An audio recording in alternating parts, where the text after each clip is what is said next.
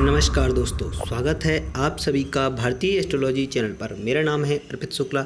दोस्तों, इस वीडियो में हम विवाह और वैवाहिक जीवन को लेकर के चर्चा करेंगे। किसी भी व्यक्ति का जीवन साथी कैसा होगा, शादी कब होगी, विवाह में विलंब होता है तो क्यों होता है, और विवाह के उपरांत का जीवन कैसा होगा, या इन सभी प्रश्नों का उत्तर ज्योतिष के माध्यम से दिया जा सकता है। अभी इन्हीं सब विषयों को लेकर के मैंने काफ़ी कुछ वीडियोस बनाई हैं जो हमारी सीरीज चल रही है, तो उसी को आज हम कंटिन्यू कर रहे हैं। इसमें हम जानेंगे कि वैवाहिक जीवन को लेकर के ज्योतिष के क्या अन्य पहलू हैं, क्या क्या योग होते हैं जो वैवाहिक जीवन को प्रभावित करते हैं किसी व्यक्ति को, और कुंडली देख करके हम किन किन बातों का ज्ञात कर सकते हैं। दोस्तों, सबसे महत्वपूर्ण प्रश्न यही होता है कि शादी कब होगी, जीवन साथी कैसा होगा, विवाह में कोई विलंब तो नहीं, और अगर है तो क्या, और शादी के उपाय क्या हैं। विवाह योग्य युवक और युवतियों के मन में ऐसे कई सवाल आते हैं, लेकिन उचित जानकारी के अभाव में इसका जवाब नहीं मिल पाता है। भारतीय संस्कृति में 16 संस्कारों में विवाह का संस्कार भी आता है, जो अहम है। कई बार शादी नहीं होती है, कई बार शादी के बाद संबंध विच्छेद हो जाता है। यह सब कुछ ग्रहों के खेल के कारण होता है।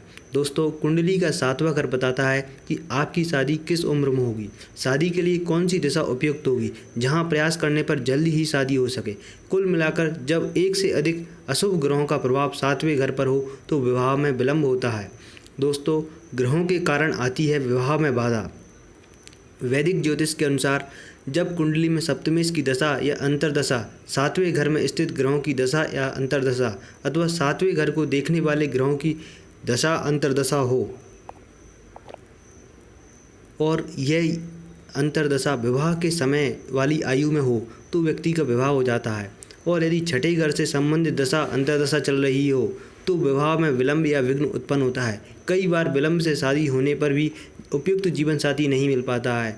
यहाँ हम विवाह के विलंब के कारणों के साथ साथ समाधान के उपायों के बारे में भी जानेंगे।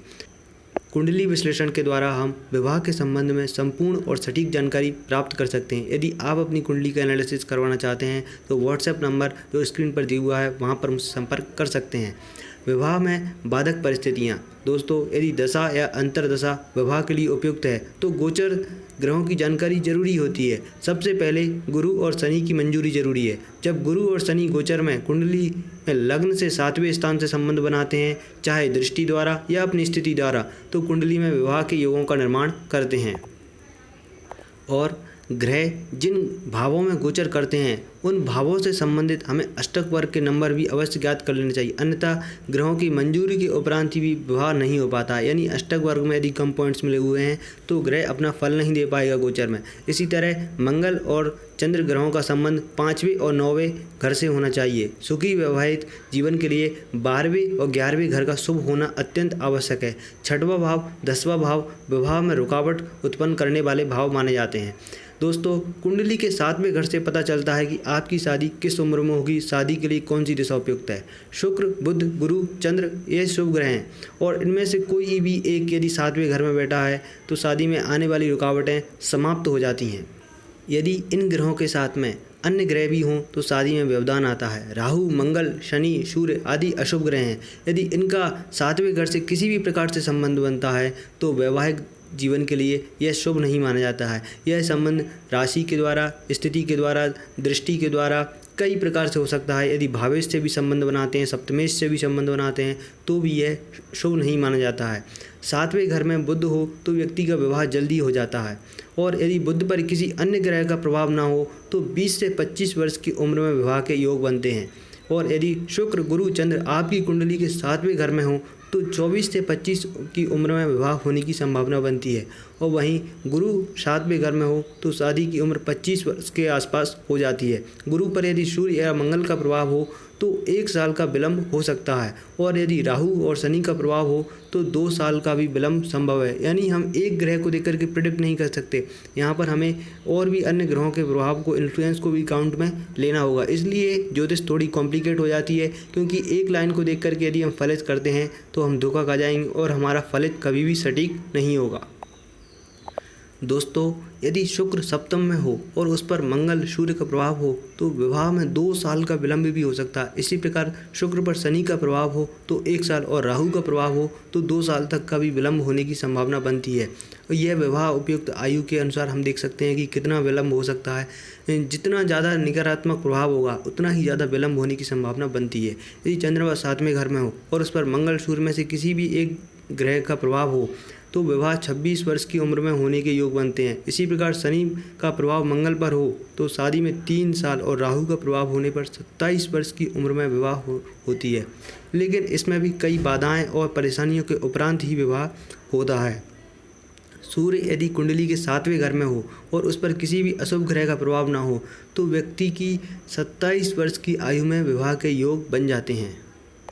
दोस्तों, मंगल राहु केतु में से यदि कोई भी एक ग्रह 7वें घर में हो तो विवाह में काफ़ी विलंब होता है। राहु के यहाँ होने से विवाह आसानी से नहीं हो पाता है। यही नहीं, बात पक्की होने के बावजूद भी रिश्ते टूट जाते हैं। और अगर केतु 7वें घर में हो तो शादी में अड़चनें उत्पन्न करता है। वहीं शनि 7वें घर में हो तो जीवन साथी समझदार और विश्वास पात्र होता है। 7वें घर में शनि को योग कारक और उच्च का माना जाता है, फिर भी शादी में विलंब होता है। वहीं शनि 7वें घर में हो तो 30 वर्ष की उम्र के बाद शादी होती है। शनि मंगल, शनि राहु, मंगल राहु या शनि सूर्य और सूर्य मंगल, सूर्य राहु एक साथ हों तो अथवा 7वें या 8वें घर में बैठे हों तो विवाह में काफ़ी विलंब होने की संभावना बनती है। यदि किसी व्यक्ति के विवाह के योग बन रहे हैं और किसी कारण से विवाह स्थगित हो जाता है तो फिर शादी में विलंब होने की चांसेस बन जाते हैं। इसी प्रकार यदि विवाह देरी होने का एक कारण दोस्तों यह भी है कि मांगलिक होना। आमतौर पर मांगलिक लोगों का विवाह 27, 29, 31, 33, 35 और 37वें वर्ष में जाकर के होता है। अब बात करते हैं हम कुंडली में विवाह के कारक ग्रह कौन कौन से हैं, यानी जो विवाह करवाने में सक्षम हैं। सप्तम भाव पर शुभ ग्रह हों तथा गुरु शुक्र आदि की दृष्टि हो तो व्यक्ति का विवाह हो सकता है। कई बार ऐसा होता है कि व्यक्ति के विवाह नहीं होते हैं, लेकिन यहाँ पर यदि यह शुभ ग्रहों का प्रभाव है, गुरु शुक्र आदि की दृष्टि है तो व्यक्ति का विवाह होता है। सप्तमेश लगन में हो अथवा लग्नेश सप्तम भाव में हो तो भी व्यक्ति का विवाह हो जाता है।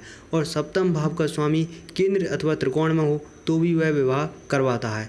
और वहीं सप्तमेश 11वें भाव में अथवा लाभ भाव में हो तो भी व्यक्ति का विवाह होता ही है।